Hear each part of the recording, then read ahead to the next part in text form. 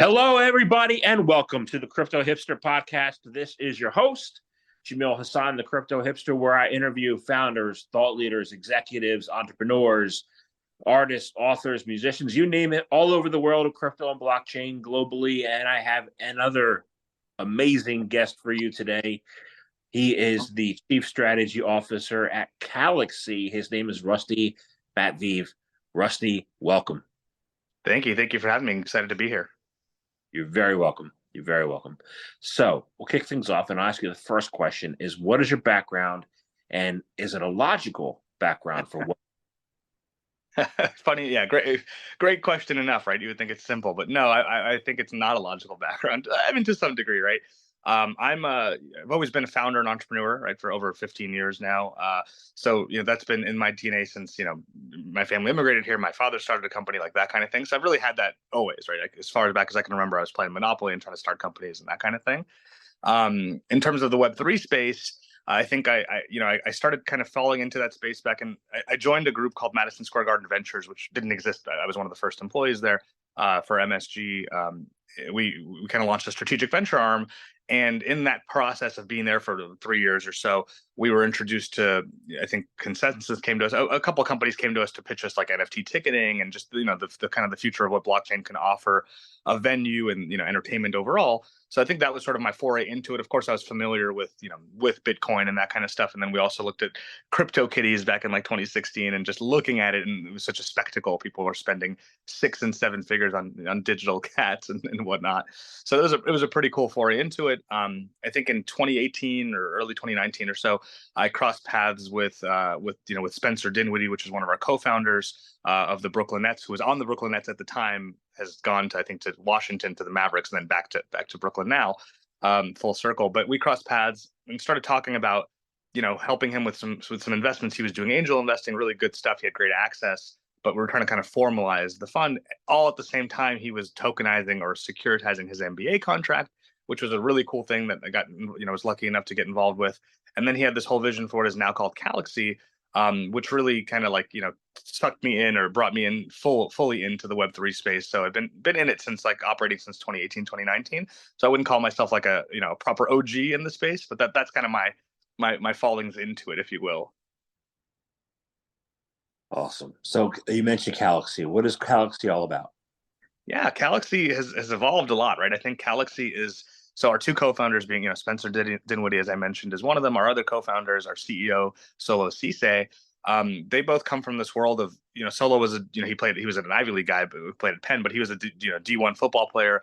He happened to go to high school with a bunch of, now NFL players and other athletes, including like Ezekiel Elliott and some others. And so they were just both in this network of creators, athletes, and so on, that was something you can't really buy into. And so they had a totally unique perspective of what everything could be and should be in the creator economy. Right now, if you ask me what is Galaxy, Galaxy is a social wallet, right? And what that actually means is it's a wallet that you can actually do stuff with. Is kind of how Solo likes to put it. We're all, even as crypto native people, you have to have your public keys, and you have to have all these like elements of access, and of being able to transfer money is not as simple as it should be. And so we really wanted to simplify it. And so through our chief design officer Chad Weston and the visions of Solo and Chad and Spencer, they created this beautiful UX that's very, like, call it Web 2-esque, very familiar to most people, yet you're navigating the world of Web 3 in a very simple way. So it's like, sending crypto through DM is something we recently announced, or sending digital assets through DM is something we recently announced. And it's kind of logical, right? It's just like I send you a text of a picture. I could send you, whether it's, again, a digital asset like an NFT, or I could send you, USDC, HBAR, or whatever, a Bitcoin. So it's as simple as a text. There's no public keys. It's just name service, right? So if you were at Jamil, I could just, quickly send at Jamil, boom, here's your message, and you would get it. So just trying to simplify and make it fun to use. And of course, when I say it's a wallet you can actually use, building partnerships with as many projects and groups as possible. So you can go buy, I think Spencer used to say, buy a loaf of bread or buy a house, like, all with with crypto. So that's kind of what it is. There's obviously a lot more elements, and it's fully customizable, but I'm sure we'll get into that. Yes, this is the second time I've interviewed somebody speaking about Galaxy. The first person a couple of years ago was Dr. Lehman Baird. Yeah. There, and you just mentioned HBAR. So I know one of your tenets, one of your strengths is speed. Yes. What are some of the other strengths that you bring to the table with Galaxy?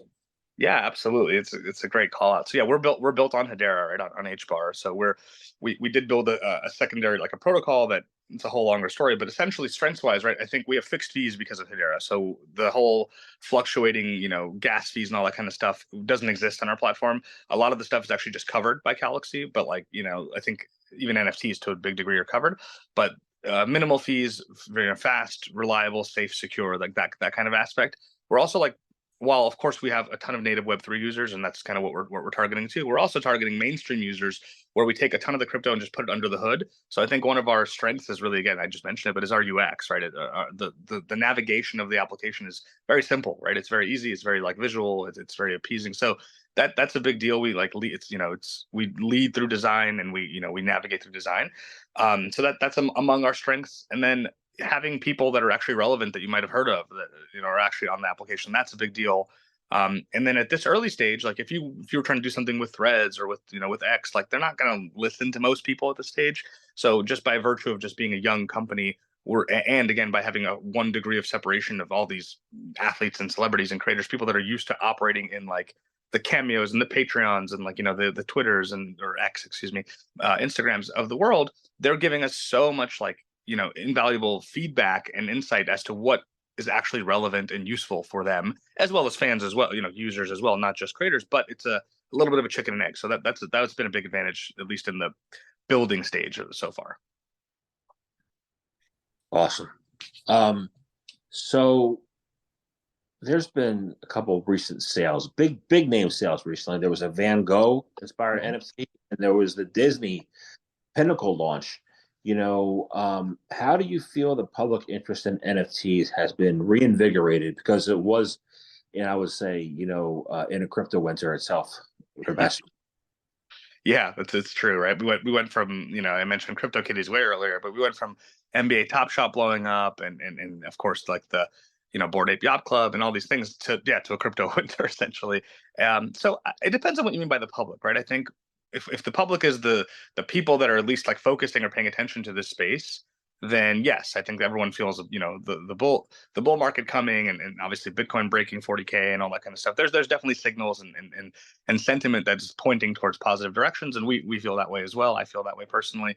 The general public, I think it's great to see things like this, right? The Van Gogh selling for what, a few million, 2.5 million or whatever it was.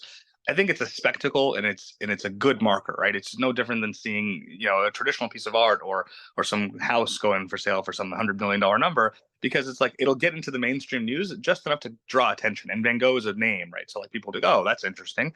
So I think the more things like that happen, the better, because people become a little bit more familiar and comfortable with that idea that it took, that you can spend $1 million or multi-million dollars on something like this. Not that it's accessible to everybody, but that's still very cool and legitimizing of the space. So I think that's a very positive marker.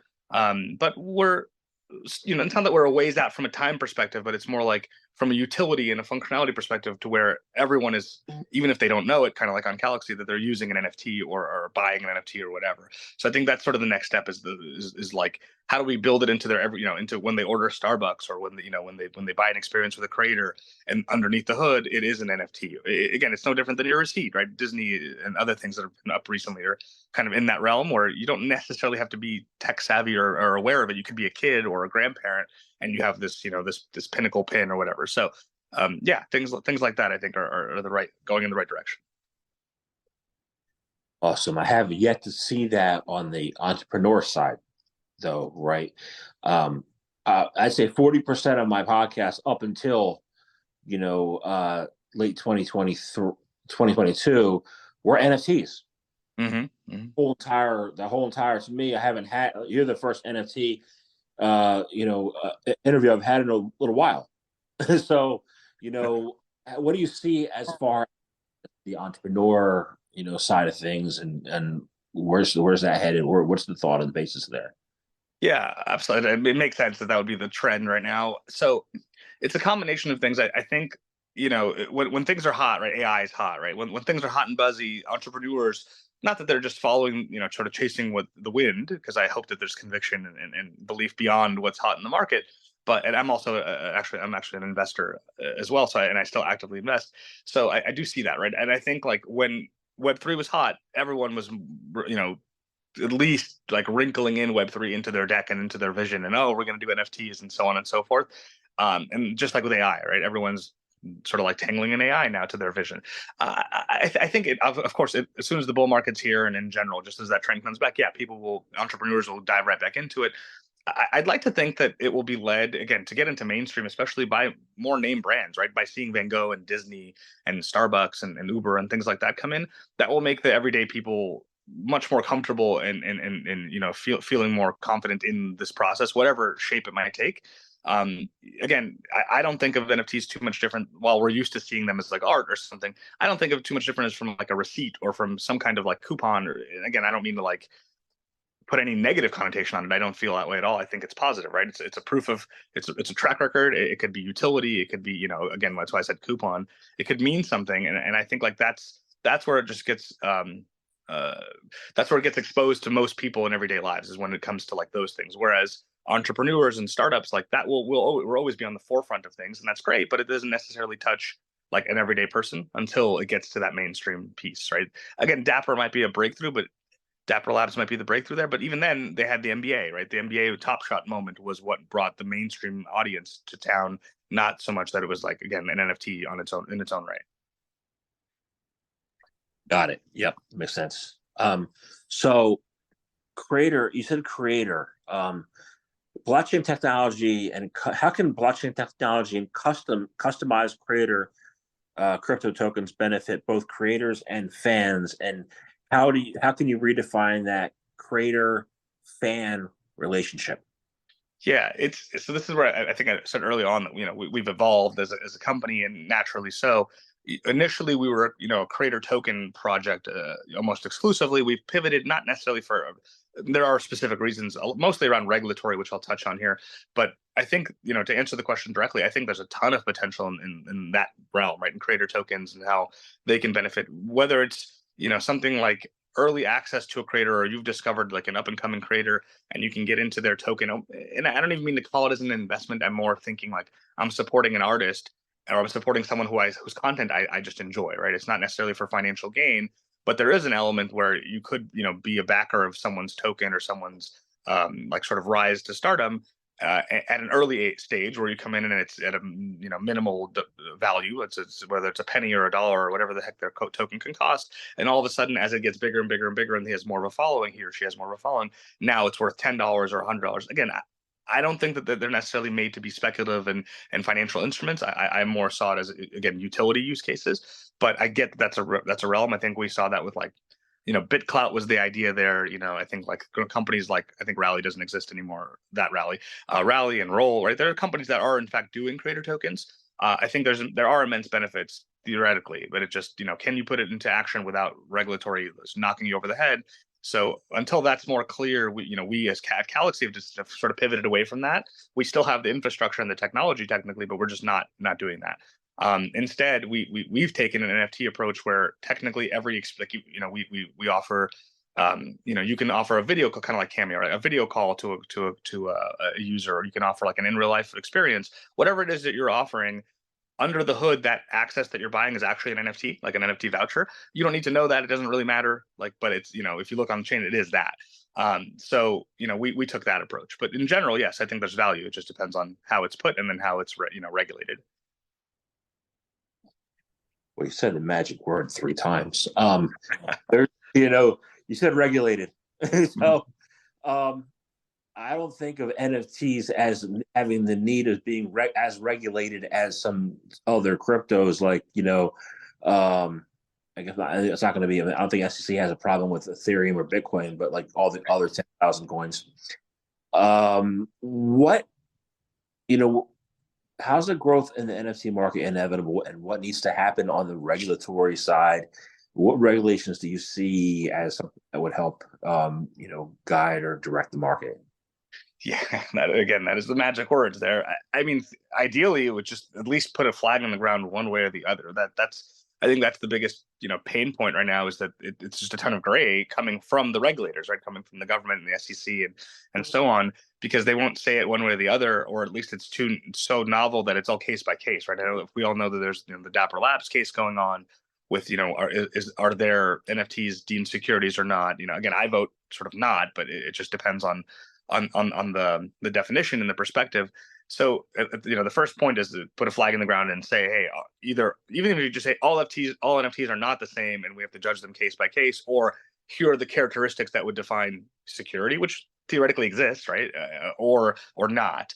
So I think that's sort of the first step. The second step is taking that follow up, which is, okay, blanketly speaking, no NFTs are securities, or if it has this, and that, it is and it isn't. It's like, again, it's just sort of connecting the dots of what I previously said. So I think that's necessary and needed, right? And I don't personally anticipate that to happen in this particular administration, just because it's like the last 12 months. It's going to be difficult for them to really focus on this. Plus, even if they do in fact enact something, there's a decent chance, at least a 50% chance, right, that it gets overturned on the next administration. So that's a little bit of the frustration we're all operating within. But I anticipate this will become a standard thing, definitely in the next decade, let alone hopefully sooner, to where we don't have to worry about this anymore. And then it could flourish, right? I think at that point there will be less risk, less uncertainty, and people can move forward. Like, a big reason we pivoted away from our approach was, in fact, this, right? It was legal, and that risk of like, hey, look what's going on. And look, I get it, right? There's rug pulls that have occurred, and the government does not want to have everyday people, right, Joe and Jane type of people, get manipulated or tricked into poor investments, or losing their money essentially. Which, there's always bad actors, and that is unfortunate. Even, again, some of these creators that have, like, seemingly they rug pulled, it was never them, I'm sure, right? They were promised something and they made a deal, and maybe it was ill advised. They made their money and they pulled out, and that's kind of against the nature of what at least we're trying to build. We want this to be, like we say, it's your galaxy, right? We want the whether it's the social space and the data behind it, or in this case, like tokens or NFTs, we want it to be your world. So if you have a community that you're engaging with, in the Crypto Hipster podcast, whatever title, that's your world and it's yours. It's not ours. Like, yes, maybe we take some cut, but in general, like, you take it, you control it, et cetera, et cetera. So that's kind of the vision we see. Again, a little bit long-winded because I don't think there's a clear answer, quite frankly, and unfortunately. But yeah, we want more clarity is the bottom line, and then a ruling so we can all kind of go one way or the other. I agree with you. I agree with the gray area, because you had a lot of VCs who created, different styles of PDFs, or Yeah. whatever. You had that, and they're not artists. But then you had legitimate artists, who, for the first time in their lives, were able to monetize their work, right? So, how, as a buyer or as a collector or as an investor in NFTs, can you cut through the chase and say, hey, this is legit, this is a money grab, this is, I'm supporting an artist here, I'm throwing my money into the, like, how do you, like, what guidelines and what's your mandate or roadmap for being able to do that? Yeah, again, a great positioning question. And again, I'm not a financial advisor and anything like that in terms of this realm, right? I would say, as a user, like, be ready to just be satisfied with whatever, like, the item is that you're buying, right? If it has anything to do with financial upside, and again, like, the caveat there is, I might buy a LeBron James rookie card, right, or something like that in terms of sports and collectibles, if you want to, like, go sort of apples to apples, and then I perceive a future value. I might enjoy owning that card and having that card because I might be a LeBron fan. And at the same time, in the back of my head, I think I just found I was showing I have a 5-year-old, and I was showing him some old sports cards I had from forever ago, and I found, like, a Kobe Bryant rookie card just for pure fun. Like, I didn't care about the value when I bought it, I'm sure. I looked it up and it's worth like $500. I was like, oh wow, like, I definitely didn't pay anything for that card, like, in that sense. So I think just be satisfied with, like, the art that you're buying or anything else, and then the rest will sort of come, right? If you happen to buy an NFT of an art, Van Gogh, or even just an up and coming artist, and then it so happens to grow in value in the future, amazing, good for you. And then you could decide if you want to sell it or keep it. But the hope is that, you're buying the value now, in terms of, like, you like the thing, it brings you joy, or whatever the reasons are. Everything else, if you're, like, truly speculatively approaching NFTs to, like, for profit, I really can't comment too much, because I think, yeah, it's clearly gray and risky, and you don't know, it could get shut down, or it could stay up, or there might be, there's always seemingly always secondary ways to sell it, but it's tough. I think like you have to be in that space and care, and naturally, until, again, as we just said, until there's clear regulatory stuff, even like taxes, like it's really hard to even understand how how you do your taxes on that front. So not too many CPAs out there have that much experience or exposure in this space. So like that just brings a whole other level of difficulty. Do you only report when you sell it? Like, what about if you got one for free or you bought one, et cetera, et cetera. So yeah, hopefully that kind of answers that. It does. I've been a baseball card collector since 1979 and Nice. movie poster collector since 1990. Yeah. So I don't know the values on them, but I know I enjoy it as a hobby. Exactly. And by the way, not recently, maybe 3, 4, 5 months ago, I saw a group launching specifically for movie posters for NFTs. Maybe it was like 6 months ago, but I don't know if they're still around. Like they had, maybe they are. They had some IP for, I want to say, Apollo or the Creed movies. They had a couple IPs that were interesting. And then we started talking about, could they do like the movie shorts, like the actual trailers or clips? Could those be NFTs? People love sending those back and forth, like, like YouTube shorts and stuff. So a lot there. So it's a cool space. Awesome. Awesome. So I want to shift a little bit. Yeah. I want to gaming, right? Uh, Now, how could NFTs, do you think, empower a new gaming experience and offer ways for gamers to enter Web3? Yeah, it's a great space. I love, not as much time for game these days, but love the gaming space. I've been active on the investment side in the gaming space, and just overall since I was a young kid as well. I think in a way it is a good comparison to the baseball card world too, where it's like the behaviors may be similar, right? Like if you're used to playing certain games that where you could buy digital assets in the game, skins, maps, like whatever, advantages, bonuses, like whatever. It's not necessarily too different from that space. It gives you something maybe out of the game world, right? So like, can you bring something over from one game to the other? Can you bring for your profile or for your own like sort of creator persona or player persona? It just depends on like kind of what we're talking about, right? If we're talking about like Call of Duty and you're talking about maps and guns, okay, maybe that stays in that world. But if you're talking about, again, like your profile on the overall platform, you could do a lot more interesting things too. I think it is a very natural, like they're like almost like cousins, right? It's very natural related space where it's tangentially like the next step. Um, the gaming world is much more used to that behavior, right? They're used to spending on digital goods. Therefore, an NFT is not some crazy leap of like, what am I putting my money towards? So I think like that's already a great half step. I've seen a ton of projects going into this space that are trying to, again, sell things in the space or just have a marketplace. And then even sort of before the rise of the Web3 stuff, I remember looking at companies that were just selling digital assets within the game, like as a third party. And that was like the big step of like, well, this is not in the game world. You have to go buy this on, and they could be imported into Steam and whatever else. But like, it was like this weird, third party place that was not commonplace now. And I think that's kind of where this is, right? Or depending on what we're talking about. But, are you buying something on OpenSea for a game, or is there like a new market that launches in the PlayStation Network, and that's where it is, and it's applicable to all games? Again, it seems very, very like, again, natural and organic to be the gateway in. And then it really provides a ton of new revenue pathways for the publishers and for, even for theoretically for artists that might be able to, like whether it's like the games where you can have a lot of user generated content, they can, do stuff and sell it and so on and so forth. So I think it just brings a lot more validity that way. And then everything's, again, as always, on chain. So you get all the other benefits of sort of the blockchain technology where you're able to prove things and show, hey, yeah, I made this or I did this map or whatever, whatever the relevancy here is. Interesting. So I want to get a sense of where we're at as far as the gaming and NFT intersection right now. Because 2 years ago, people were making money on play to earn, and I Oh yeah. understand play to earn went away, right?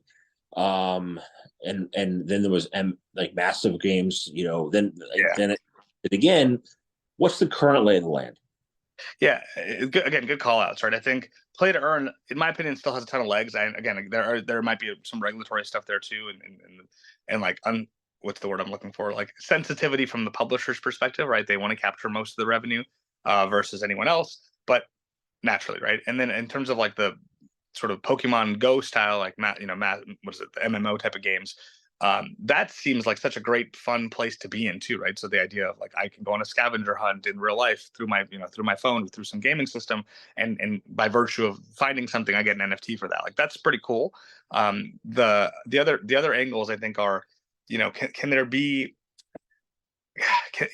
clout, right? I guess is the way to put it, right? As someone that like maybe builds, like you might have the best something, whether it's Pokemon Go collection or something else. And so I think like that's, social proofing is the word I was trying to go for, right? Can you find a way to like to brag or to show off or to have your clout and say, like, check me out, like I do all these things, and now here's a way I could showcase it. Whereas that was kind of more locked into a different place before. Um, we're fortunate enough to have a few investors that are in the game, like so Animoca and We Made and some others that are in the gaming space, and we at Galaxy see a ton of opportunity to like open up the IP and to like get the fans of each whatever the IP is of each game to have unique interactive points with either like game characters or just like maybe even the developers of the game or feedback, or even if it's just collectibles and kind of like you go to a concert and you can get the poster and like the shirt. A similar world where like there could be unique drops for the game. And usually I think the gaming windows are like, I don't remember if it's 18 months or a couple years, 3 years, where like they keep the online community alive and then they kind of move on because new games have come out. It's like FIFA, Madden, that kind of stuff. So this is another way to keep that going either longer or in more depth. So I think like it's still evolving, and we're still at the early stages of like what Web3 and gaming could actually produce. But I would point again to like the Animocas of the world to say like they're definitely in thinking about that every day and leading. We know that team well, so we want to empower an Animoca and all of their IP, whether it's native or who they publish for, to jump onto like again having Galaxy or their own version of that and creating their own communities, engaging, monetizing, and so on and so forth. So like that's we're building exactly towards that. Awesome. So that's a huge organization, right? There are others that you're working with. And I'll talk about those organizations, right? So another concept that came up is NFT token bound accounts, right? First of all, I want to find out what they are, and then how they can help organizations get off the fence and participate in the NFT economy. Yeah, it's a great space. I like to, in a way, I like to refer to it as like the way we say Web3. I like to say sort of like loyalty 3.0 or like, advertising 3.0. So there's a couple ways to do that, whether it's something like a subscription model or a fan club, or which, we have those functionalities. Traditionally, if you look at something like Patreon, right, or even like Substack, where you're paying to subscribe to content, to premium content or exclusive content that's only on that platform. That's been, we have versions of that even for like the social feed, let alone the actual content stuff. And the idea, I think, is either you have to pay a monthly subscription, and it could be in a digital asset, crypto or not, or you have to have a certain token. So like again, let's say you're in, you own a Bored Ape Yacht Club NFT, you have to have that NFT, some NFT from that collection or from that group to then enter this community at all. Right. And that's your ticket in essentially.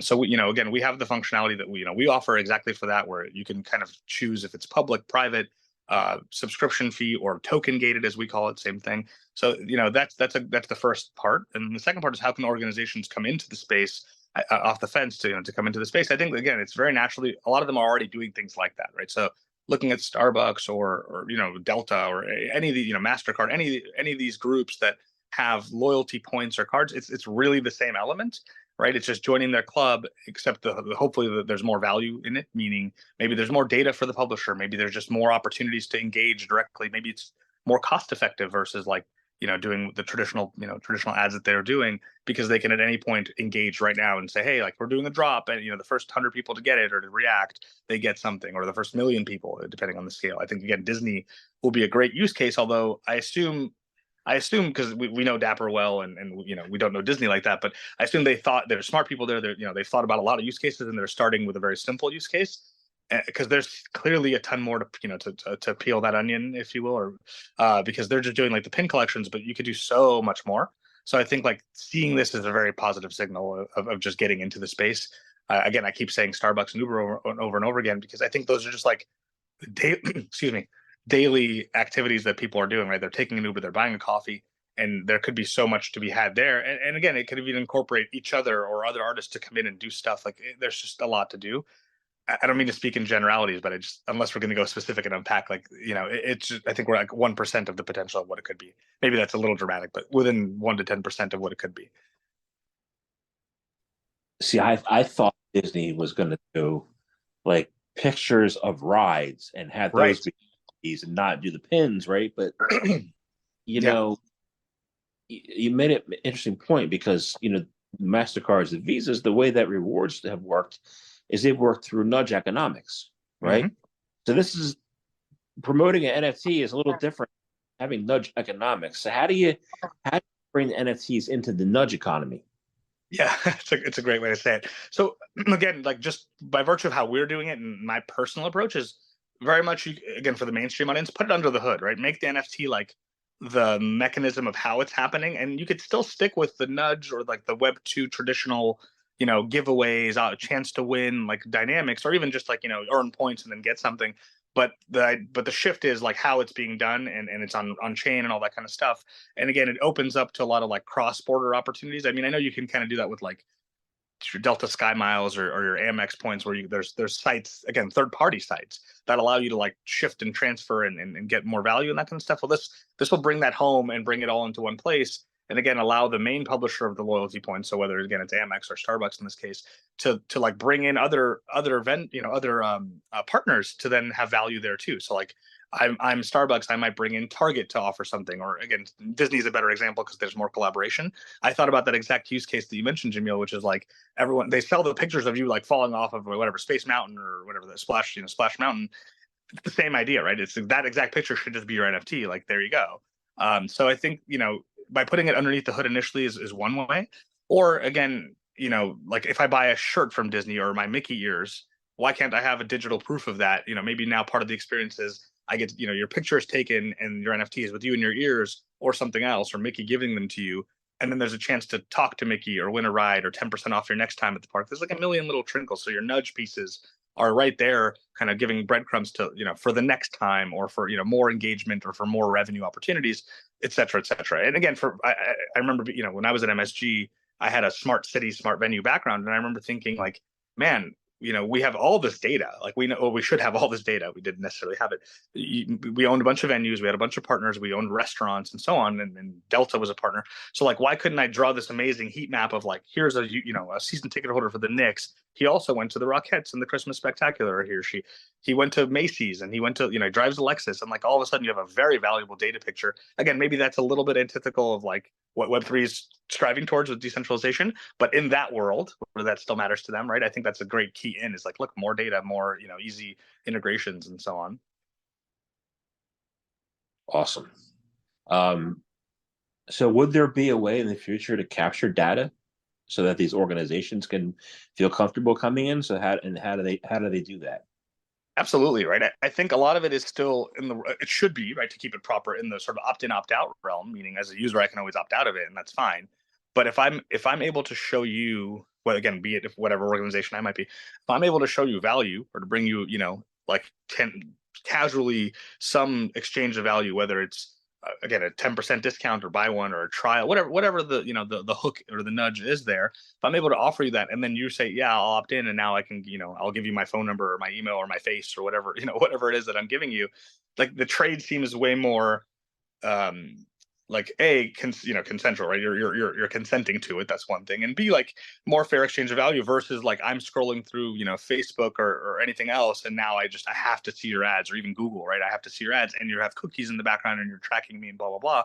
At least this way, you're able to say, yes, I opt in, or no, I opt out. Again, that's not new. Like that, theoretically, that should have always been existing. Right now, on any app you open, it will say ask app not to track, like that kind of thing. But still, this takes it to the next level, right? I think this takes it to where you can choose what, this is not a new idea, but you could choose what ads you're seeing. You can better create value for yourself by saying, yeah, I'll play this game or answer this quiz to get 10% off, or whatever it is. So like, I think that's kind of the way. It's almost like bridging the gap of Web 2.5 to bring the legacy groups, whether it's marketers or again or organizations, into this world and show them the value. I think it's inevitable. It's just a matter of the right groups partnering with them to bring them over, right? So Dapper Labs taking Disney across and so on, or taking NBA across and NFL across, etc. I agree. It sounds good to me. I'm looking forward to what the next step is in this industry. Um, Likewise. and I want to thank you, very much for your time today. It's been a wonderful conversation. I enjoy speaking with you. And I have one last question, probably the easiest one. I'm not calling you out. Um, how can people find out more information about you, about Galaxy, about what you do? How can they do that? I appreciate it. And thank you for having me. Definitely likewise enjoyed the conversation. So appreciate it. Happy to talk again anytime. Check us out at Galaxy.com. We're not in the App Store. We're actually a web app, so it's really easy. Just go to Galaxy.com and check us out. For me, you can find me on LinkedIn and Rusty Matveev or Twitter. I'm not incredibly active, but I'm there, and I'll definitely respond at Rusty Matveev. But yeah, otherwise, pleasure talking to you. Check us out again. We'll have a lot of things coming out in early Q1, and we've already had recently the last couple of weeks things come out. So definitely check us out at Galaxy. We're in our MVP beta, but it's open and people can check it out. Awesome. Thank you very much for your time today. Thank you, Jamil. Appreciate it.